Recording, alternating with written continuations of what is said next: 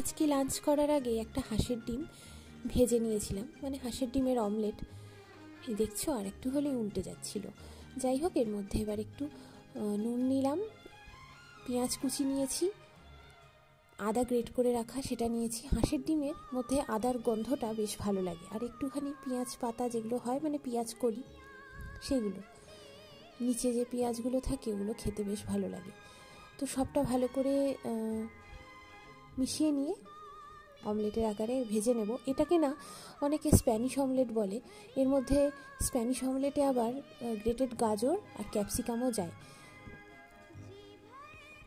তো ওটার মধ্যে বেসনও দেয় বা ময়দা দেয়, যার জন্য ফাটে না। আমি তো সেরকম কিছু দিইনি ওগুলো, তো আমার একটু অমলেটটা তাই ভেঙে গিয়েছিল। তো অসুবিধা কিছু নেই, খেতে বেশ ভালোই লাগছিল। আর এক বাটি টক দই নিলাম মুসুরির ডাল। কেমন লাগলো জানিও। টাটা।